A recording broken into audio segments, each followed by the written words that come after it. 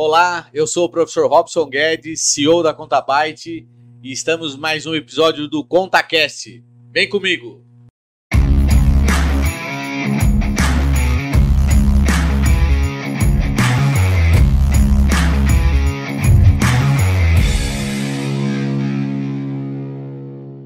E hoje aqui no ContaCast, o meu amigo, nosso colaborador aqui da Contabyte, especialista no terceiro setor, Henrique Menezes. Henrique, bem-vindo aí para esse bate-papo aí sobre o terceiro setor, sobre a contabilidade do terceiro setor, sobre a sua vida, sobre tudo que nós vamos falar aqui, bater um papo legal, discutir um pouquinho das características desse modelo de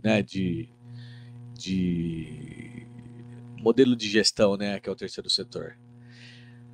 Bom, se apresenta aí pro pessoal, fala quem você é, o que você gosta de fazer. Aqui é um bate-papo, Henrique. Vamos lá. Obrigado pelo convite, né? Fico muito contente. Bom, meu nome é Henrique Menezes, sou corintiano, assim como o Robson. Garoto. Não frequento tanto o estádio como gostaria, mas a gente chega lá. Sou formado em contabilidade, sou técnico em contabilidade, agora estou cursando direito também para agregar mais conhecimento, inclusive para Contabyte também, né? Com foco em atender os nossos futuros clientes e os clientes atuais, né? E sobre o terceiro setor, é um setor que eu gosto bastante, né? Poucas pessoas que se formam em contabilidade querem atender. São especialistas, né? Querem atender, são especialistas, né? E é um setor importante, assim como os outros, né? E tem pouca mão de obra no mercado também, né? Não, é legal, Henrique. Assim, você colabora com a gente aqui, né? Nos trabalhos da contabilidade, do terceiro setor, e você é um cara que realmente conhece bastante, conhece muito do terceiro setor, já tem uma experiência, né, longa, né? Uns aninhos aí. Uns aninhos, né? Quantos anos aí trabalhando? Acho que uns 12 anos já. 12 anos. Então já deu para conhecer bastante coisa aí do terceiro setor. Já.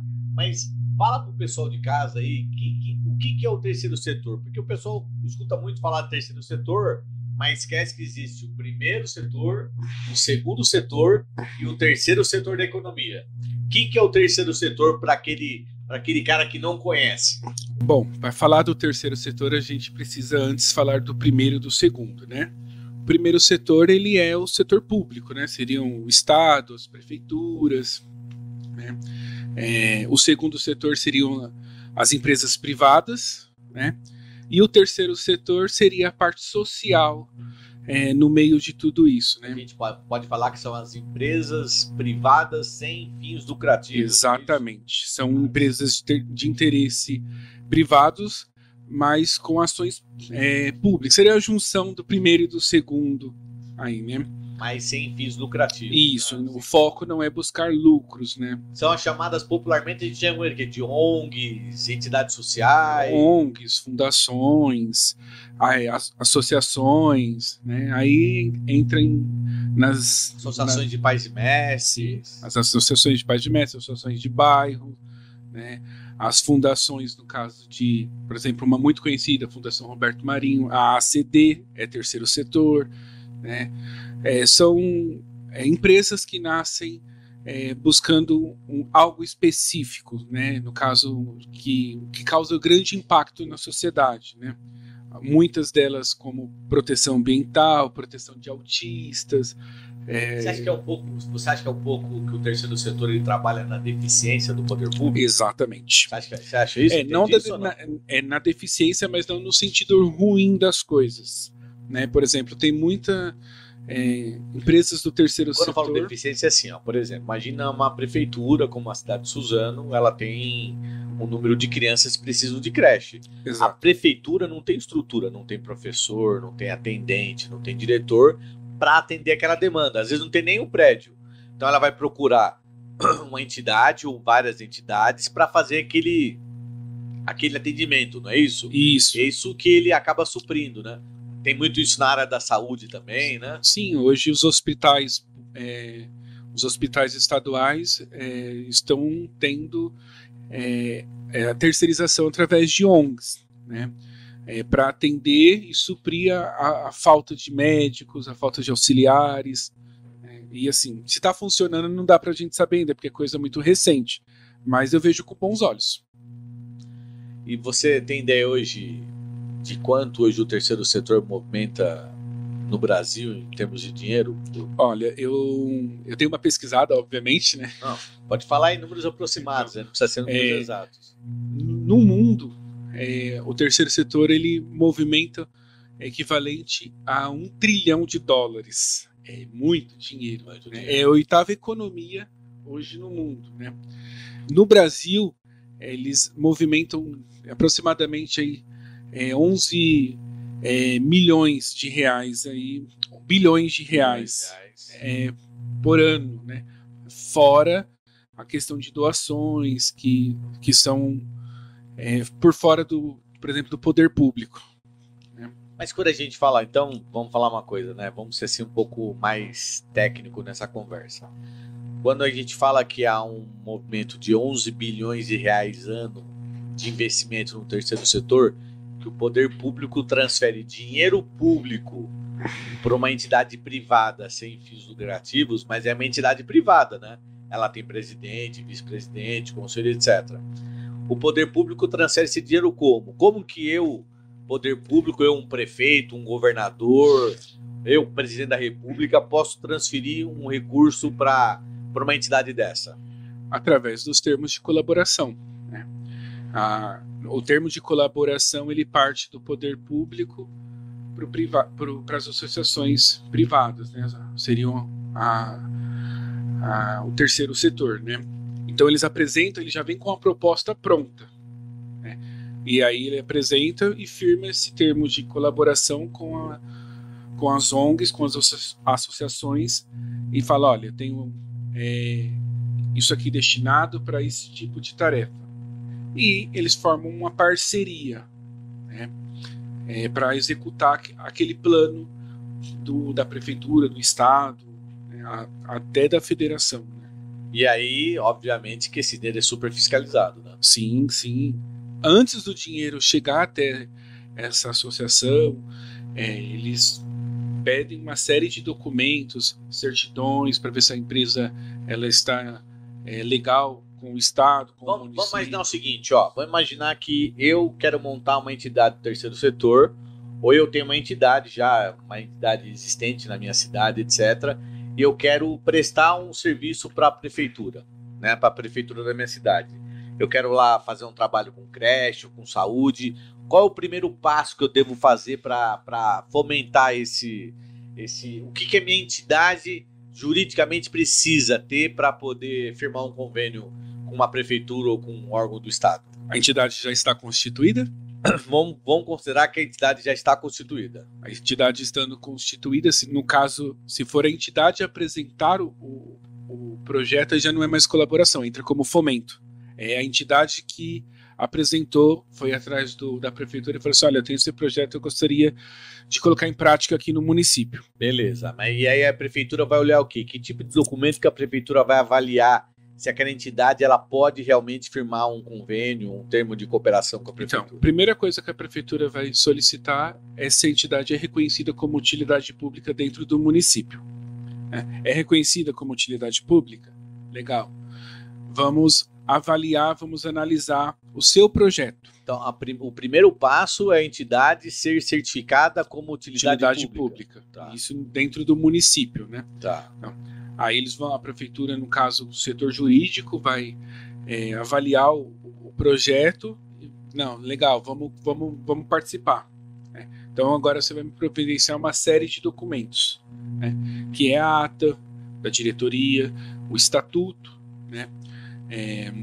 As certidões para verificar se ela está legalzinha, porque ela não pode aí passar. É certidão de Receita Federal, Fundo de Garantia, Trabalhista. Isso. Né? Municipal também. Municipal, para saber se ela está em dia com o fisco. Isso. Né? Para ver se está tudo certinho, se não está ferindo nenhuma esfera nesse sentido. vamos dizer assim, que a entidade está em conformidade com o poder público. Né? Exatamente. Depois de apresentar toda essa documentação, é feito um plano de trabalho, né? Dizendo, colocando porcentagens do valor que a prefeitura pode repassar para despesas com folhas de pagamento, RH no geral, despesa com manutenção, despesa com material de consumo, com pagamento de contas, para poder tocar o projeto. Né? Volta novamente para o jurídico, para eles darem mais uma olhada nessa documentação. Né? Nesse meio tempo, a entidade vai ter que ter aberto conta bancária para receber esse valor, e depois de um período de avaliação, tendo a liberação, aí vai para a parte da tesouraria. Mas com todos esses documentos, a entidade precisa ter contabilidade, né, ou não? Precisa ter um escritório de contabilidade acompanhando? Sim. É fácil eu conseguir montar esse dossiê de documentos? Sozinho, não. Com a contabilidade é mais fácil, né? É bem mais fácil, porque geralmente a contabilidade é mais familiarizada com... Aqui na Contabyte hoje, se a gente considerar todas as nossas entidades do terceiro setor, APMs, todos que estão aí, a gente atende hoje mais do que 30 entidades sociais? Sim, só de escola tem, só de APM tem 30. Tem 30, né? Então a gente tem hoje umas 40 entidades sociais da Contabyte, né? Sim. Que a gente atende, né?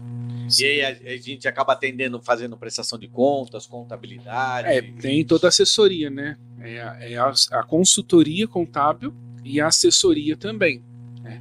Então a gente faz a prestação de contas, a gente elabora a contabilidade, né? Plano de trabalho, executa todo o projeto junto com a entidade. Alteração de atas, registro no cartório, auxílio até ir até a entidade para poder fazer uma conversa com a diretoria, né? Então, nossos clientes são bem cuidados. É que eu digo, não, Henrique, é que eu falo para todo mundo assim, ó, você quer ser bem tratado, procura um bom médico na sua saúde. Você quer ser bem cuidado juridicamente, procura um bom advogado. E se você quiser uma boa contabilidade, procure um bom contador, né? Exatamente. Um bom escritório, né? Porque ele faz toda a diferença, né? Principalmente porque esses recursos são fiscalizados, né? Sim. Então aí, geralmente as prefeituras têm um setor de fiscalização de prestações de contas, que elas vão dar um parecer lá favorável ou contrário à aprovação daquelas contas, né? E depois passa ainda pelo crivo do Tribunal de Contas do Estado, né? E se for ainda um convênio federal, além do Tribunal de Contas do Estado, passa pelo crivo do Tribunal de Contas da União, né? Sim. Então, e até mesmo pelos próprios ministérios que concedem o dinheiro, né? Então tem muita responsabilidade, né? Sim, e outra, Tribunal de Contas, eles são bem rigorosos, né? Então, assim, é bem fiscalizadas essas distribuições de recurso dentro do terceiro setor, né? Porque é bastante verbas que são passadas para essas associações e precisa ter um rigor, né, nessa conferência. Legal. Bom, você já falou para nós o que é o primeiro setor, o segundo setor, já falou o que é o terceiro setor, né? Você falou das características das entidades. E o que você vê mais dificuldade nas pessoas que dirigem as entidades sociais? Você está sempre aqui no dia a dia entrevistando, falando com o presidente de uma ONG que está parada, inativa, está com problema, ou uma que está muito ativa, fazendo muita coisa.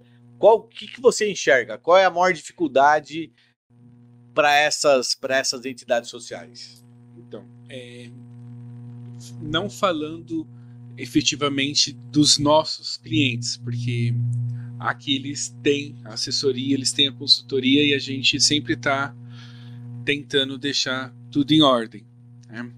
Mas falando no que eu vejo no aspecto geral do terceiro setor, a ineficiência, às vezes, do próprio corpo de dirigentes, a falta da união, às vezes já é um grande diferencial, né? A equipe ali, a diretoria, né? que são regidas lá pelos seus dirigentes, presidente, tesoureiro, conselhos. Esse eu acho que é a principal dificuldade, você encontrar pessoas que falem a mesma língua em prol daquele ramo ali da Você acha associação. que as entidades não estão harmonizadas lá? Então, se você tem uma diretoria, elas não estão muito bem organizadas e sintonizadas? Sim, esse é a maior dificuldade dentro de uma entidade do terceiro setor, é todo mundo falar a mesma língua, porque é difícil, né? Você conseguir fazer com que todo mundo compre a ideia. E gestão disso, por exemplo, vamos falar um pouco de nós na Contabyte. O que a gente faz de gestão para os nossos clientes? O que a gente acaba levando para o cliente, levando para ele uma tranquilidade, mas que tipo de serviço a gente disponibiliza para ele, que ele possa ter uma gestão de sucesso, já que é tão difícil você fazer uma gestão no terceiro setor. Já é difícil, né, na iniciativa privada, né? Sim. Imagina no terceiro setor.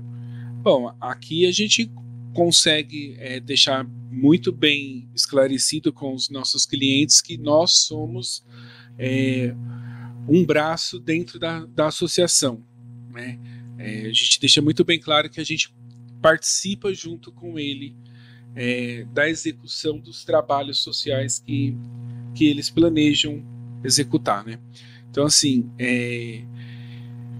acho que o diferencial que a gente presta aqui é estar ali, lado a lado, com eles a todo momento. A gente liga, né? A gente não espera eles virem até a gente vai até eles verificar se tem alguma coisa ali que não está legal ali, ele está com alguma dificuldade. Isso é um diferencial bacana que poucos lugares que atendem o terceiro setor eu ouço falar. Vamos, para a gente ajudar mais quem está em casa a entender um pouco mais do terceiro setor. Quando que surgiu o terceiro setor no Brasil ou no mundo? Por que ele surgiu? Você tem essa ideia ou não? Então, o terceiro setor no Brasil, ele surgiu no século XVI, né? Foi com a Santa Casa, em Santos, né? Ela é a primeira entidade reconhecida, uma entidade do terceiro setor. Santa Casa de Santos? Santa Casa de Santos. Foi em, acho que 1535, 1565. Ela é a primeira entidade brasileira a ser reconhecida como uma entidade do terceiro setor. Que atendia na questão social, hospitalar, né? E de lá para cá a gente vê que tem um avanço enorme, né?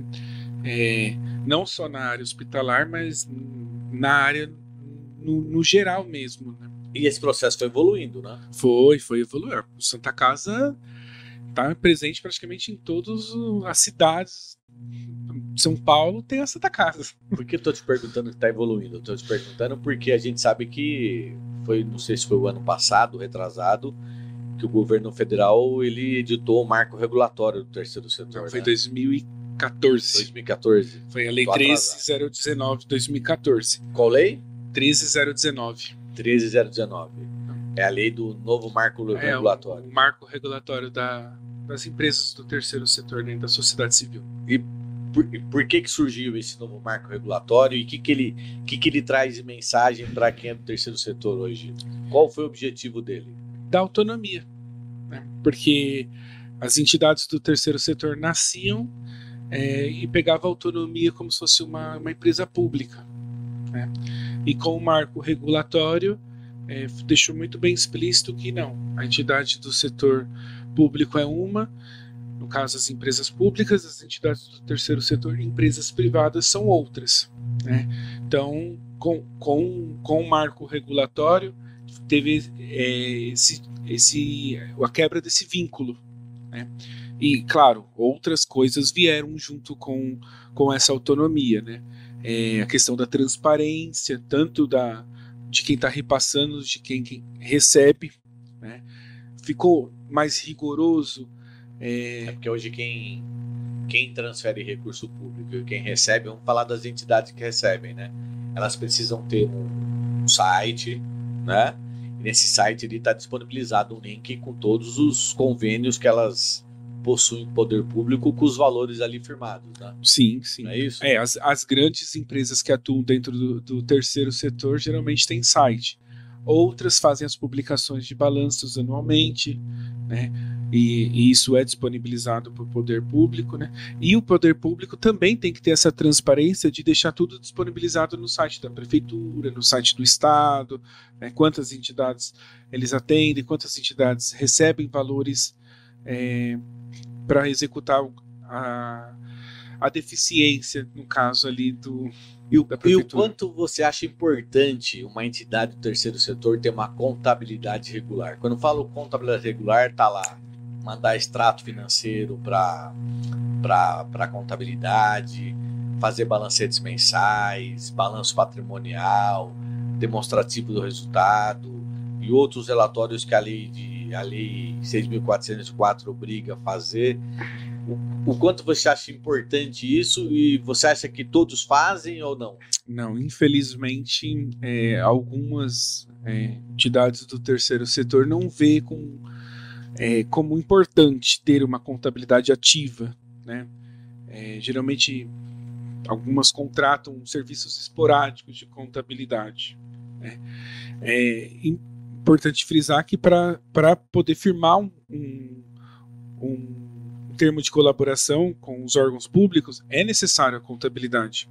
A contabilidade é extremamente importante. Vou até falar para o pessoal que está em casa, ó. Quando você é do terceiro setor e você não dá atenção para a sua contabilidade, você está errando e feio. Por quê?